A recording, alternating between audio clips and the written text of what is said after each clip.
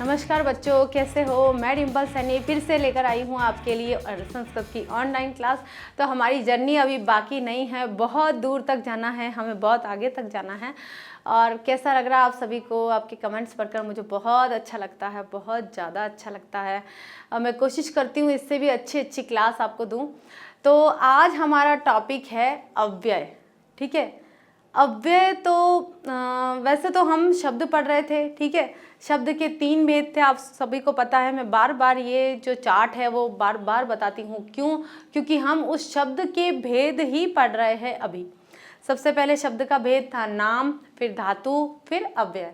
नाम के 3 भेद थे, संज्ञा, सर्वनाम, विशेषण, जो हम पढ़ चुके हैं। और हमने धातु भी पूरा पढ़ लिया है। आज हमारा शब्द का अंतिम टॉपिक है और वो है अव्यय।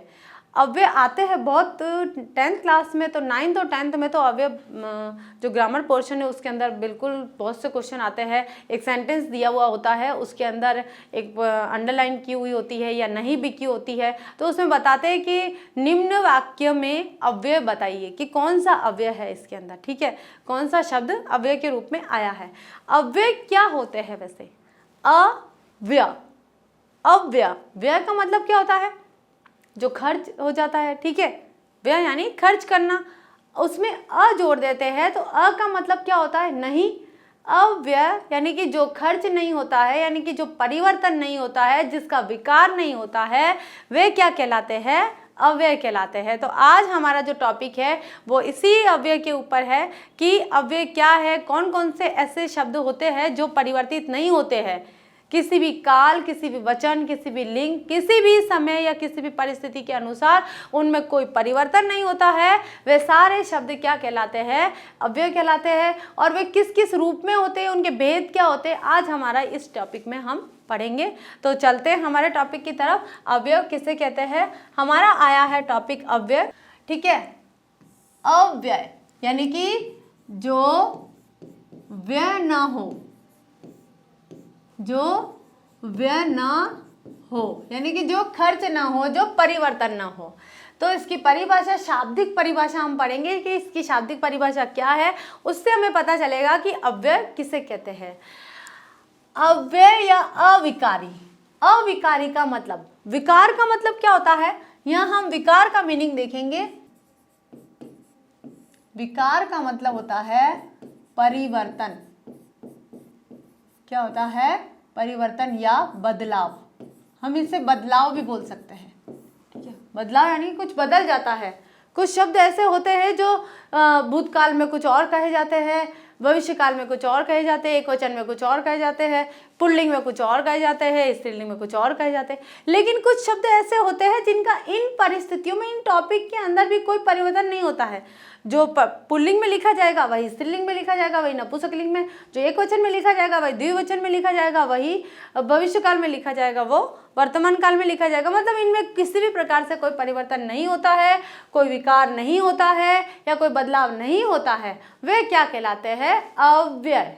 ठीक है, अव्यय। ठीक है, तो अव्यय की परिभाषा है, अव्यय यानी या अविकारी शब्द उन शब्दों को कहते हैं जिनमें लिंग, वचन, पुरुष या फिर काल, एक काल भी आता है, यानी कि समय के अनुसार काल आदि के कारण कभी कोई परिवर्तन नहीं होता है। ठीक है, किसी भी प्रकार का, इन सब के अनुसार किसी भी प्रकार का कोई परिवर्तन नहीं होता है, वे क्या कहलाते हैं? अव्यय कहलाते हैं। अब अव्यय के भेद हैं। यहाँ पर अव्यय के कितने भेद हैं हम देखते हैं। पहला है हमारा क्रिया विशेषण।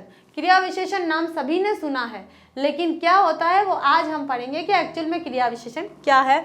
संबंध बोधक, समुच्चय बोधक, विस्मयादि बोधक और निपात, ये हमारे 5 हमारे अव्यय के भेद है। तो अब इनमें क्या है? अव्यय के भेद कितने हो गए? ये क्रिया विशेषण, संबंध बोधक, समुच्चय बोधक, विस्मयादि बोधक और निपात, ये कुल हमारे 5 अवयव के भेद हो गए हैं। आगे चलते हैं हम। पहला नंबर है हमारा यहाँ क्रिया विशेषण। क्रिया विशेषण दोनों को अलग अलग कर देते हैं। क्रिया, ठीक है, यानी कार्य, क्रिया का क्या हो गई? कार्य। और यहाँ हो गया हमारा विशेषण। ठीक है, विशेषण क्या हो गई? विशेषता।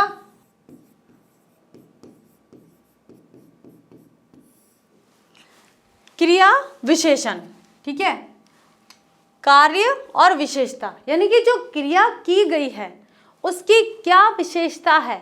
अब विशेषता से मतलब हम केवल यही नहीं पढ़ सकते अच्छी है बुरी है या फिर मोटी है पतली है, केवल विशेषता यही नहीं होती है, नीला है पीला है लाल है ऊंचा है लंबा है, केवल ये नहीं होती है, विशेषता और भी होती है। अब क्रिया की क्या विशेषता होगी हम कैसे पढ़ेंगे कि हम बोल रहे हैं चलने की क्रिया हो गई, राम चलता है, ये क्रिया है, ठीक है, राम क्या कर रहा है, चलता है, लेकिन राम धीरे धीरे चलता है, जैसे हमने क्या कहा राम धीरे धीरे चलता है, तो क्रिया क्या है, राम की चलना। अब वो चलने की जो विशेषता है वो किस स्थिति से चल रहा है, यानी कि किस विशेषता किस से चल रहा है कि धीरे धीरे चल रहा है, मतलब वो स्लो चल रहा है, उसकी एक विशेषता है। तो विशेषता देखिए केवल अच्छी नहीं होती है बुरी भी होती है, तो क्रिया की भी इसी प्रकार से, यानी कि संज्ञा सर्वनाम की जो विशेषता होती है उसी प्रकार क्रिया की भी विशेषता यही होती है कि जब क्रिया की चाहे अच्छी हो या बुरी हो या कैसे भी विशेषता बताई जाती है वे क्रिया विशेषण कहलाते हैं। वे शब्द क्या कहलाते हैं, क्रिया विशेषण, यानी कि वे कुछ अवयव ऐसे होते हैं,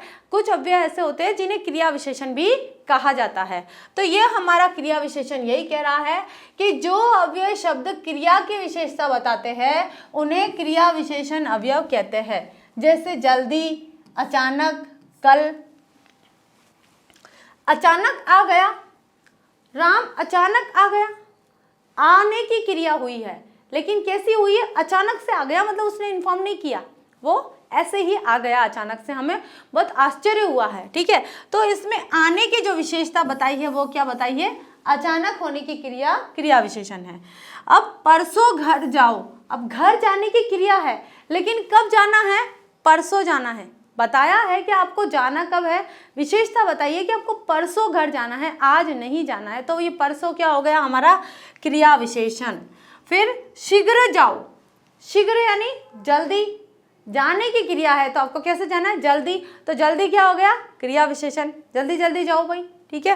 तो ये शीघ्र हो गया क्रिया विशेषण। तो ये है हमारी क्रिया विशेषण जिसमें क्रिया की विशेषता बताई जाती है, वे क्रिया विशेषण कहलाते हैं। अब क्रिया विशेषण में अवयव के और भेद होते हैं, क्रिया विशेषण के भी और भेद होते हैं, जैसे कालवाचक, यानी कि जैसे हमने परसों पढ़ा था कि परसों जाओ, ठीक है, तुम परसों जाओ, तो ये कालवाचक है, आपको समय बताया है जिसमें समय के संबंध में बताया जाता है, ठीक है। दूसरा है हमारा स्थानवाचक कि यहाँ आओ, तुम यहाँ आओ, तो यहाँ क्या है, यहाँ क्या हो गया, स्थानवाचक, स्थान बताया है, हम वहाँ जाएंगे, है ना, वहाँ स्थान बताया है कि हम उस स्थान पर जाएंगे जहाँ वहाँ उन्होंने कोई फिक्स किया है, वहाँ जाएंगे, तो ये क्या हो गया, क्रिया विशेषण, स्थानवाचक क्रिया विशेषण, ठीक है। फिर है हमारा परिमाणवाचक, परिमाण का मतलब होता है क्वांटिटी से मतलब होता है कि हमारे पास उसकी कितनी मात्रा है, मात्रा के संबंध में, मेरे पास 2 किलो हम 2 किलो या 2 लीटर या 4 मीटर कपड़ा है या 2 किलो चीनी है, या फिर हम बोल सकते हैं 2 लीटर दूध है, ठीक है, ऐसा कुछ भी बोल सकते हैं हम लोग, ये सब बता सकते हैं। 10 किलोमीटर जाना, मेरा घर 10 किलोमीटर की दूरी पर है, मेरे घर की जो दूरी है वो क्या है, 10 किलोमीटर की, तो 10 किलोमीटर क्या हो गया, इसके अंदर क्रिया विशेषण हो गया, कौन सा, परिमाणवाचक, यानी कि परिमाण बोधक क्रियावाचक क्रिया विशेषण हो गया है। फिर है रीतिवाचक, रीतिवाचक का मतलब होता है जो ट्रेडिशन चल रही है, जो रीति चल रही है, एक तरीका होता है, ठीक है, उस तरीके से जो कार्य किया जाता है वे रीतिवाचक क्रिया विशेषण अंतर्गत आते हैं। क्रिया के, यानी कि क्रिया के तरीके के संबंध में, क्रिया तो हुई है लेकिन किस तरीके से हुई है, ठीक है, शनै शनै, सूर्य शनै शनै अस्ताचल को जाता है, शनै शनै यानी कि धीरे धीरे वह अस्ताचल को जाता है।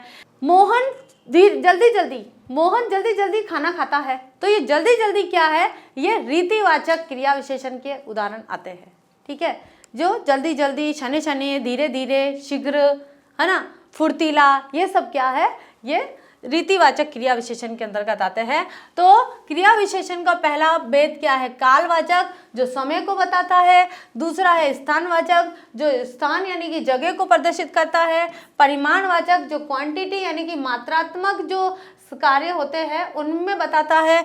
और रीतिवाचक जो तरीका होता है, यानी कि जो पहले से कोई तरीका चलता हुआ आ रहा है वो किस तरीके से क्रिया की गई है, वह रीतिवाचक क्रिया विशेषण के अंतर्गत आएगा। अब है हमारा कालवाचक क्रिया विशेषण।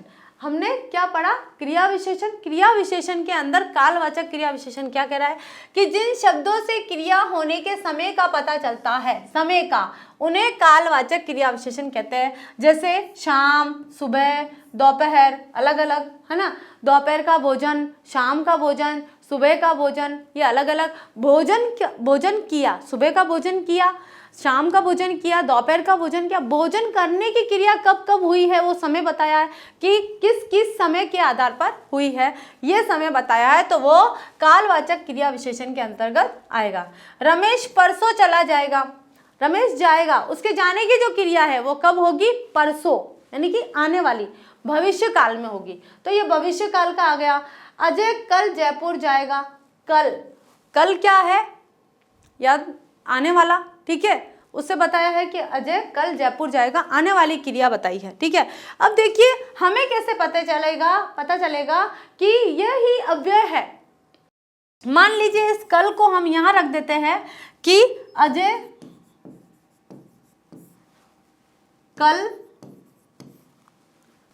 कल जयपुर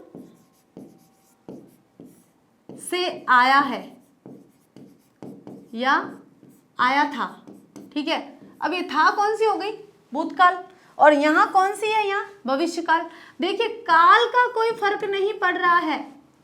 इस कल में, ये जो कल नामक जो शब्द है, क्या इसमें अब ये भविष्य काल में क्रिया हुई है और ये भूतकाल में क्रिया बताई है, तो इस क्रिया में और इस क्रिया में बहुत फर्क है, काल का फर्क हो गया। तो अव्यय वह है जिन्हें लिंग, वचन, पुरुष, काल आदि के आधार पर किसी में इनका बदलाव नहीं होता है। तो क्या कल को हमने भूतकाल में अलग शब्द लिखा था और भविष्य काल में अलग लिखा था? ऐसा तो नहीं किया, वही लिखा है हमने, ठीक है। ये जो कल आया है वो वही लिखा जाएगा। ऐसे ही जो परसों है, रमेश परसों चला जाएगा, या मैं लिख लेती हूँ कि रमेश परसों गया था, ठीक है। तो था अगर आता है, इस जाएगा को काट देते हैं, रमेश परसों गया था, ये आ जाता है। तो ये जो परसों शब्द है वो तो भूतकाल में भी यही है और वर्तमान काल में भी यही है, ठीक है। अब आता है यहाँ पर शाम, सुबह, दोपहर। मैंने आपको बताया कि भोजन, हमने आज सुबह का भोजन किया था, दोपहर का भोजन कर रहे हैं और शाम का भोजन करेंगे। आ गया, काल के अनुसार आ गया। लेकिन क्या ये शब्द बदले? काल के अनुसार बताए। लेकिन अब मैं बोलती हूँ आपको, हमने सुबह का भोजन किया था, शाम का भोजन किया था और दोपहर का भोजन किया था, तीनों मैंने भूतकाल में डाल दिए, ठीक है। भूतकाल में ये क्रिया हमने बता दी है। तो क्या ये भूतकाल में रखने से इनका कोई रूप बदला है? नहीं बदला, इसलिए इन्हें अव्यय कहते हैं, क्योंकि काल, वचन, लिंग किसी के आधार पर इनका रूप बदलता नहीं है। वे क्या कहलाते हैं? अव्यय, यानी कि अविकारी शब्द, जो परिवर्तन नहीं होते हैं, जिनका किसी भी स्थिति में परिवर्तन नहीं होता है, वे अव्यय कहलाते हैं। और जो क्रिया की विशेषता बताते हैं वे क्रिया विशेषण कहलाते हैं। और जो काल की विशेषता, क्रिया के अंदर भी काल की, यानी कि किसी समय को प्रदर्शित करते हैं, वे कालवाचक क्रिया विशेषण बताते हैं। अब आता है हमारा स्थानवाचक क्रिया विशेषण। जिन अव्यय शब्दों से क्रिया के होने के स्थान का पता चलता है उन्हें स्थानवाचक क्रिया विशेषण कहते हैं। जैसे यहाँ, वहाँ, जहाँ, तहाँ, कहाँ, ठीक है। यहाँ, वहाँ, जहाँ, तहाँ और कहाँ। अगर हम ये सब वाक्य शब्द बोलते हैं वाक्य के अंतर्गत, तो वाक्य चाहे वो एक वचन के अंतर्गत हो या द्विवचन के अंतर्गत हो, चाहे बहुवचन में हो या पुल्लिंग में हो या स्त्रीलिंग में हो, हम किसी महिला को पुकारेंगे कि वहाँ एक महिला है, वहाँ एक पुरुष है। तो हमने जब वहाँ बोला है तो महिला के लिए भी वही शब्द यूज़ किया और पुरुष के लिए भी वही शब्द यूज़ किया, तो लिंग के आधार पर कोई फर्क नहीं पड़ रहा है। इसी प्रकार से काल के आधार पर भी कोई फर्क नहीं पड़ता है। तो ये जो स्थान है ये अव्यय कहलाएंगे। स्थान का मतलब हम कोई किसी शहर का नाम नहीं बोल रहे हम, वहाँ तहाँ कहाँ जहाँ, ये भी स्थानीय होते हैं, इनके लिए बोल रहे हैं। तो ये सब क्या कहलाएंगे? हमारे अव्यय यानी कि अविकारी शब्द। तुम्हारा घर कहाँ है? देखिए पूछा है कहाँ है, तो कहाँ स्थानवाचक, घर के बारे में पूछा है, स्थानवाचक हो गया। तुम छुट्टी में घूमने कहाँ जाओगे? छुट्टी में घूमने की जो क्रिया कर रहे हो वह कहाँ जाओगे, यानी कि स्थान कहाँ है उसका विशेषता बताइए कि कहीं जाओगे, लेकिन कहाँ जाओगे वह स्थान बताया है। तो ये सारे होते हैं हमारे स्थानवाचक क्रिया विशेषण। आगे चलते हैं हम परिमाणवाचक। परिमाण यानी कि जब मात्रात्मक में मात्रा बताई गई है, क्या बताई गई है? मात्रा बताई गई है, यानी कि कितना है वह बताया है, तो वे परिमाणवाचक विशेषण में आएंगे, क्रिया विशेषण में आएंगे। जिन शब्दों से क्रिया के माप, नाप तोल यानी कि माप अथवा परिमाण का पता चलता है, किसका? माप तोल, माप अथवा परिमाण का पता चलता है, उन्हें परिमाणवाचक क्रिया विशेषण अवयव कहते हैं। ठीक है, जैसे बहुत, राम बहुत होशियार है, थोड़ा पानी चाहिए, ठीक है, जरा धीरे से, जरा सा मदद चाहिए, जरा सा कुछ सामान चाहिए, या कम बोलता है, वह कम बोलता है। विशेषता बताई है, क्या बताई है? कम। अगर जरूरी नहीं है मात्रात्मक में, मात्रा की चीज़ों में हमें कोई वस्तु ही यानी कोई मटेरियल या कोई प्रोडक्ट ही उसमें आता है। ठीक है, कम बोलना, ज़्यादा हंसना, ठीक है, या फिर थोड़ा सा रो देना, कुछ भी हो सकता है, कुछ भी भाव भी हो सकते हैं, संज्ञा सर्वनाम हो सकते हैं, कुछ भी हो सकता है। तुम थोड़ा कम बोला करो, थोड़ा कम बोलना है लेकिन कम बोलना है। मुझे कम टॉफी मिली, कम यानी कि थोड़ी सी मिली है, कम का मतलब मिनिमम मिली है, सबसे कम टॉफी मिली है मतलब। ठीक है, तो इस तरह से ये विशेषता बताई है, क्या बताई है? मात्रात्मक यानी कि परिमाणवाचक क्रिया विशेषण अवयव बताया है कि वे विशेषता जो उसकी मात्रा को यानी कि उसकी क्वांटिटी को बताते हैं, वे परिमाणवाचक क्रिया विशेषण अवयव कहलाते हैं। अब ये अवयव किसी भी रूप में बदल नहीं सकते, किसी वचन, काल, किसी में भी ये नहीं बोल सकते हैं। ठीक है, कम, ये वाली चीजें। ठीक है, अब आते हैं रीतिवाचक। रीति यानी कि तरीका, जो हमारा क्रिया का तरीका है वह रीतिवाचक क्रिया विशेषण अवयव में आता है कि जिन शब्दों से क्रिया के होने की रीति या विधि का पता चलता है, रीति या विधि का पता चलता है, उन्हें रीतिवाचक क्रिया विशेषण अवयव कहते हैं। जैसे कार तेज चलती है, कार चलती है लेकिन उसका तरीका क्या है? तेज चलती है। उसका तेज जो शब्द आया है वह क्या है? अव्यय। अब अव्यय में भी क्रिया विशेषण अवयव है और वो भी रीतिवाचक क्रिया विशेषण अवयव है ये। ठीक है, लेकिन सीधा सा अगर उत्तर पूछते हैं क्या है तो ये अवयव कहलाएगा। तुम तेज दौड़ती हो, साइकिल धीरे धीरे चलती है, सूर्य धीरे धीरे, शने शने, संस्कृत में शने शने हो जाता है, शने शने यानी कि धीरे धीरे चलते हो। ठीक है, धीरे धीरे, जल्दी जल्दी, थोड़ा सा, ये सब क्या आ जाते हैं? इनमें अवयव कहलाते हैं। अब आते हैं संबंध बोधक अवयव किसे कहते हैं। हमने क्रिया विशेषण अवयव पढ़ लिया है, अब हम पढ़ेंगे संबंध बोधक यानी कि संबंध क्या बताया है। ठीक है, कि जो शब्द वाक्य में संज्ञा या सर्वनाम के बाद आकर उसका संबंध वाक्य के दूसरे शब्द से दिखाए, संज्ञा या सर्वनाम के बाद में आते हैं और उस वाक्य के दूसरे शब्द से दिखाए, उसका संबंध बोधक अवयव कहते हैं। यदि वाक्य में संज्ञा न हो तो वही अवयव क्रिया विशेषण अवयव कहलाएगा। वाक्य में अगर संबंध नहीं है, संज्ञा नहीं है, मान लीजिए क्या नहीं है? संज्ञा नहीं है, तो वे वाक्य क्या कहलाएंगे? वे जो अवयव होगा वो क्रिया विशेषण अवयव कहलाएगा। जैसे के साथ, पास, आगे, समान, सामने, बाहर, कारण, तुल्य, सदृश आदि। अगर इस तरह से कोई शब्द आते हैं वाक्य के अंदर तो वे क्या कहलाएंगे? संबंध। राम के साथ जाओ, ठीक है, या मेरा, यह मेरा सामान है, सामान का संबंध बताया है कि यह मेरा सामान है। मंदिर के सामने मेरा घर, हम एड्रेस बताते हैं मेरा घर कहाँ है? मंदिर के सामने। अरे कौन से मंदिर के? हनुमान मंदिर के सामने, तो के सामने आ गया। ठीक है, अब कारण, किस कारण से हुआ है? यह फेल हुआ है क्योंकि यह टीवी देखता था या ज़्यादा मोबाइल चलाता था। कारण बता दिया, संबंध बता दिया कि मोबाइल चलाने के कारण यह फेल हो गया है, तो वो संबंध बता दिया है। इसी तरह से सदृश, यह तो राम के सदृश लगता है, संबंध बता दिया उसका, क्योंकि वो एक तरह से एक जैसा दिख रहा है। ठीक है, तो वो हो गया हमारा संबंधवाचक अवयव। ठीक है, तो आगे चलते हैं हम। समुच्चय, ये नहीं आएगा, समुच्चय बोधक अवयव। ठीक है, जो अवयव दो या दो से अधिक शब्दों, वाक्यांशों अथवा वाक्यों को आपस में जोड़ते हैं या अलग करते हैं, उन्हें समुच्चय बोधक अवयव कहते हैं। या तो जोड़ते हैं दो वाक्यों को, ठीक है, मर्ज करते हैं, है ना। हम जब कोमा लगा देते हैं, जो कि, जैसा कि, जब ये शब्द आ जाते हैं तो वे जुड़ जाते हैं, तो उन्हें समुच्चय बोधक कहते हैं। हाँ, माता और पिता, तो यहाँ पे जो और आया है वो क्या है? समुच्चय बोधक। समुच्चय बोधक। अब आम या केला, हम पूछ रहे हैं आम खाना है या केला खाना है, तो या क्या आ गया इसमें? समुच्चय बोधक। इन वाक्यों में और व या समुच्चय बोधक अवयव कहलाएंगे। ठीक है, दो वाक्यों को जोड़ा है कि माता और पिता सो रहे हैं। कौन कौन सो रहे हैं? माता भी सो रही है और पिता भी सो रहे हैं, लेकिन अलग अलग वाक्य न बोल के हमने बोल दिया माता और पिता दोनों सो रहे हैं, तो वो क्या हो गया? समुच्चय बोधक हो गया।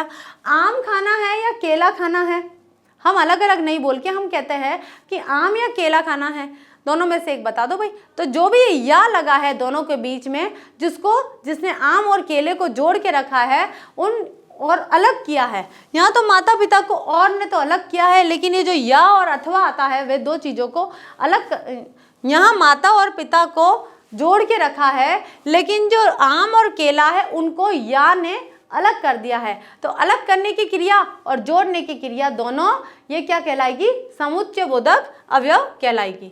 अब समुच्चय बोधक अवयव के भेद होते हैं, एक तो संयोजक यानी कि जो जोड़ के रखता है, और एक विभाजक यानी कि जो अलग कर देता है। तो संयोजक में क्या क्या आएंगे? और, तथा, एवं, जो, अथवा, या, यथा, पुनः आदि संयोजक अवयव कहलाएंगे। अगला है हमारा विभाजक। विभाजक यानी कि दो अलग कर देते हैं, दो वाक्य या दो शब्दों को अलग कर देते हैं।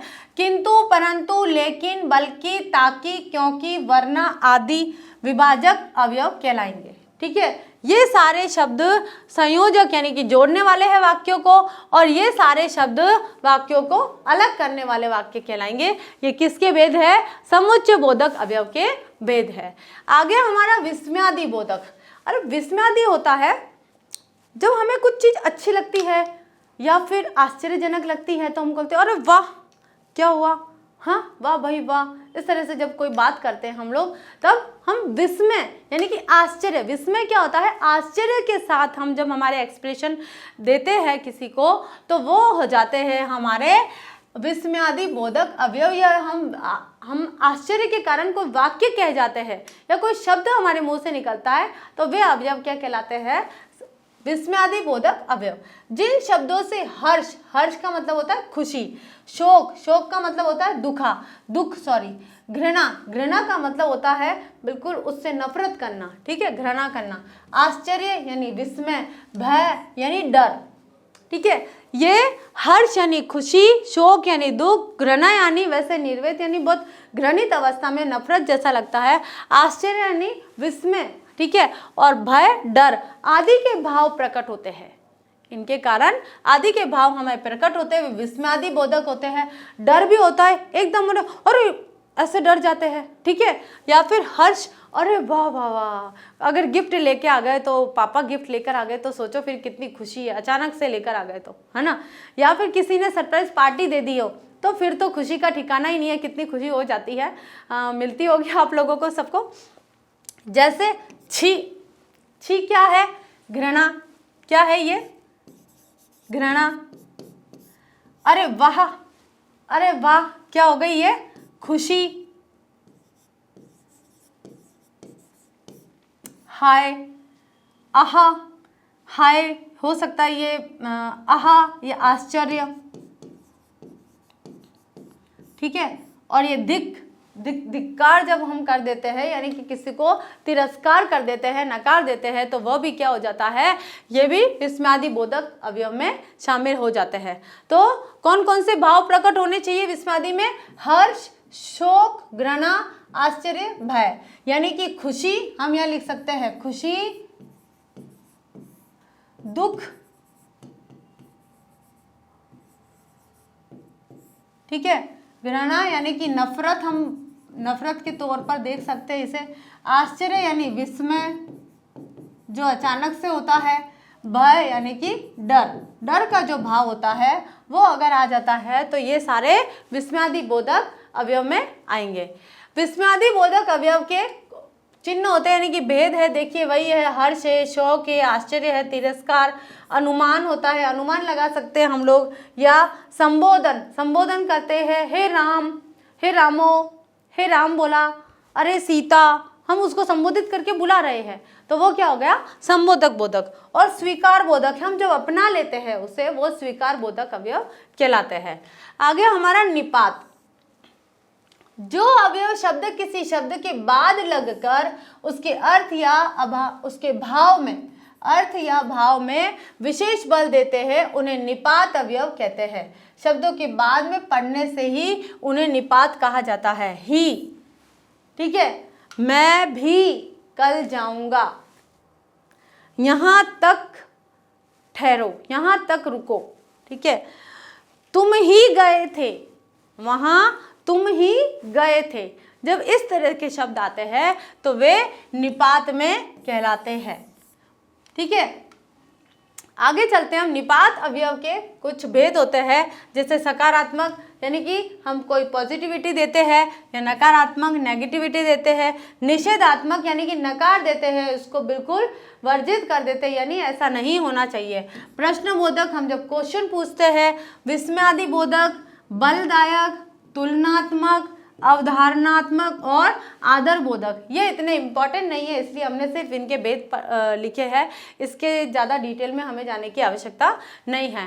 अब देखिए, अब हम आते हैं हमारे संस्कृत टॉपिक की तरफ कि संस्कृत में अवयव कुछ अलग होते हैं, अर्थ वही होता है, ठीक है, लेकिन उनके लिए कोई एक शब्द लिखा जाता है केवल, ठीक है। कुछ अवयव संस्कृत में भी होते हैं जो इस प्रकार है, ये सारे संस्कृत के अवयव है और उनका यहाँ पर अर्थ दिया हुआ है। देखिए पहला क्या है यहाँ पर, अद्ध, अद्ध यानी क्या होता है, आज। हय, हय किसे कहते हैं, बीता हुआ कल, यानी कि यस्टरडे, हम इसे यस्टरडे लिख सकते हैं यहाँ पर, ठीक है, हम इसे यस्टरडे लिख सकते हैं, यानी कि बीता हुआ कल। स्वस्ति, स्वस्ति बोलते हैं, स्वस्ति यानी कल्याण हो। नमः, नमस्कार। कुतः, कहाँ से। सह यानी साथ में। विना यानी बिना, बिना को विना बोलते हैं। दिक् यानी धिक्कार है, ठीक है। आगे है शने, हम शने शने लिख सकते हैं, जब भी शब्द में आता है तो शने शने आता है, शने सेपरेट नहीं आता है, शने शने लिखा जाता है। तो शने शने यानी कि धीरे धीरे, ठीक है। शीघ्रम यानी जल्दी। अपि यानी भी। अथवा यानी या। वा और अथवा का मतलब या ही होता है। न यानी कि नहीं। च यानी कि और। पुनः यानी कि फिर, यानी वापस रिपीट करना है। कदापि, कदापि नहीं, कभी नहीं। अधुना यानी अब की बात है, अभी जो हो रहा है। तदा यानी तब। यदा यानी जब। कदा यानी कब। देखिए तीनों अलग अलग है, तदा, यदा, कदा, सदा, तीनों हो गए हैं।